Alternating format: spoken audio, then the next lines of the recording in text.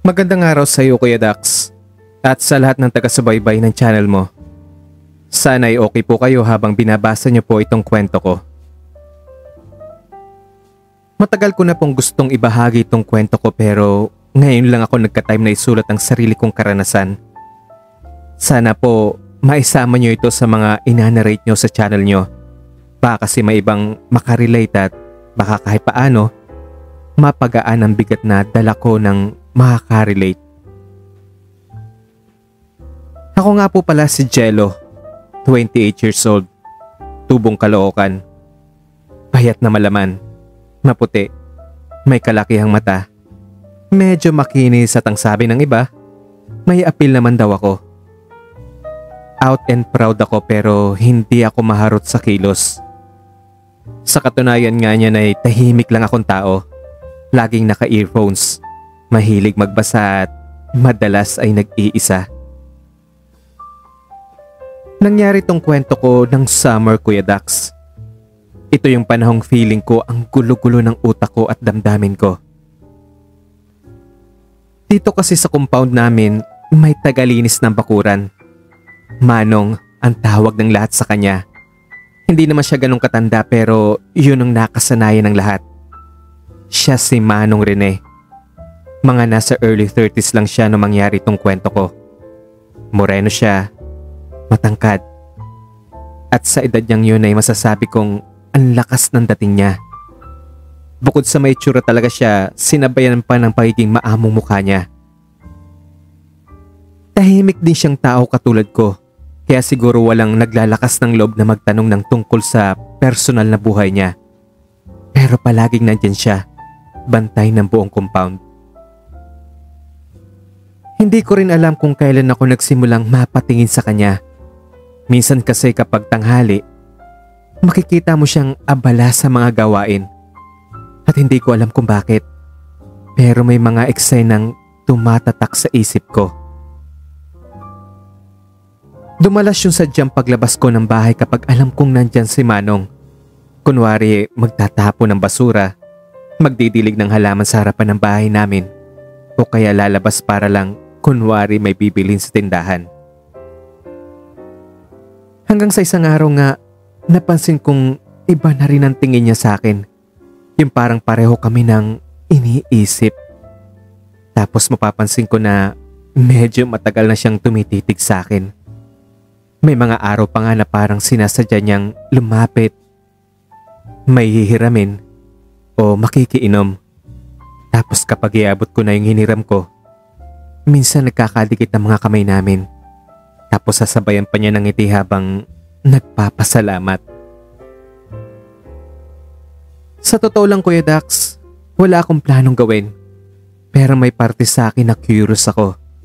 Hindi ko masabi kung may gusto ko sa kanya o trip ko lang talaga. Pero paggabi, siya na yung nasa isip ko. Ito na siguro yung part na medyo something na talaga.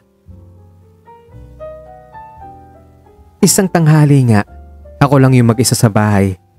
Lumabas ako para isampay yung mga nilabhan ko. Mainit, parang katabi lang talaga ng earthy yung araw. Nakita ko si Manong, abala siya sa mga gawain. As usual, tahimik lang siya sa mga ginagawa niya. Pero nakatingin sa akin. Nagkatinginan kami. Tapos ngumiti siya. Yung ngiti na parang may sinasabi, na parang may ibig sabihin. Naglakad siya papalapit habang ako naman ay parang nag-freeze sa kinatatayuan ko. Sobrang lapit na niya. Ramdam ko ang presensya niya. Hindi ko alam kung anong pumasok sa isip ko pero parang napapikit ako. At biglang naramdaman ko ang kamay niya sa balikat ko. Wala naman siyang ginawa na higit o mali. Pero yung dampi ng kamay niya, yung pakiramdam na hinawakan ka ng taong matagal mo nang napapansin. Grabe Kuya Dax. Parang binuhusan ako ng malamig na tubig sa kaba. Tumigil na rin naman siya kaagad. Tumalikod. Tapos ako naiwan na tahimik. Naguguluhan at hindi mapakali. Mas naging madalas sa mga saglit naming pagkikita. Mga sandaling di na kailangan ng salita pero ramdam mong may namamagitan. Minsan sa likod ng bahay, minsan habang may inaabot siyang gamit. Gagawin niyang mas malapit kaysa dati. Minsan, habang nasa banyo ako, may maririnig akong yabag sa labas at siya pala yun. Isang hapon, Kuya Dax, maalinsangan. Tahimik sa buong compound. Wala halos tao sa paligid kasi karamihan ay nasa trabaho. Yung iba naman ay nagpapahinga sa loob ng bahay nila. Katatapos lang namin magkita ni Manong sa may poso. Medyo tago yung parte ng bakuran na yon.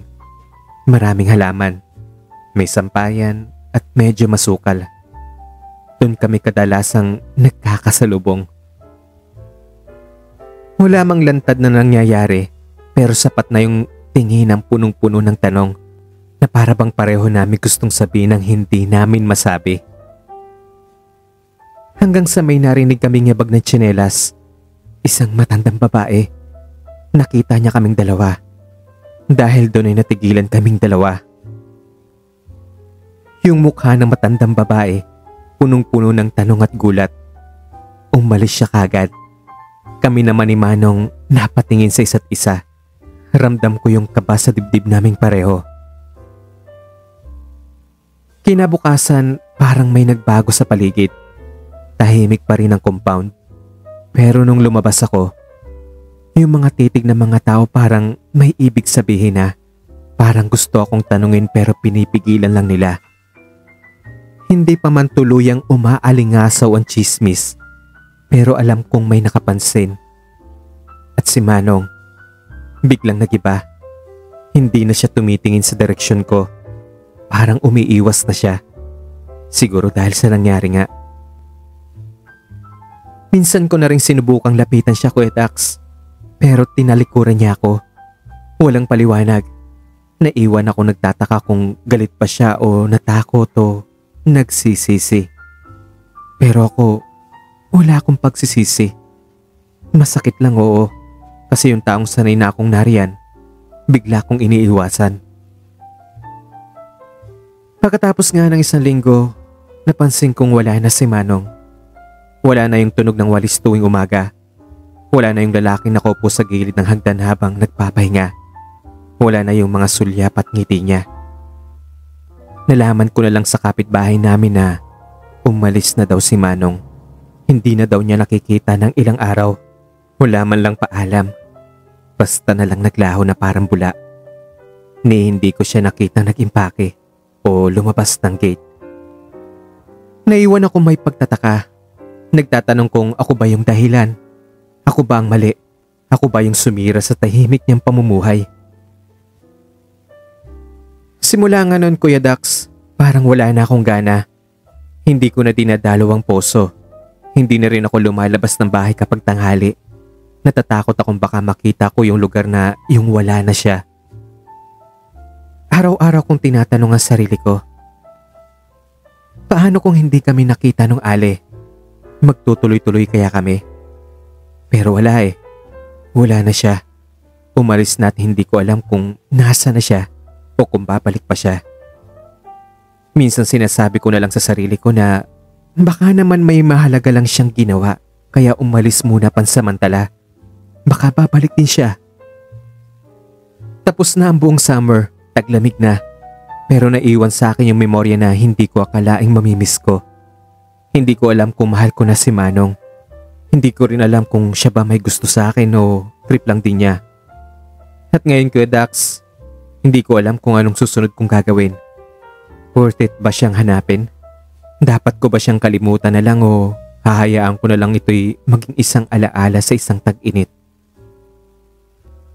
Gusto ko sanang humingi ng payo sa mga nakikinig ng kwento ko. Anong gagawin niyo kung kayo ang nasa lugar ko? Hanggang dito na lang sulat ko, Kuya Dax. More power po sa channel niyo at more subscribers to come. Ako si Jello. At ito, ang true confession ko. Maraming salamat, Jello, sa pagpapadala ng kwento mong ito.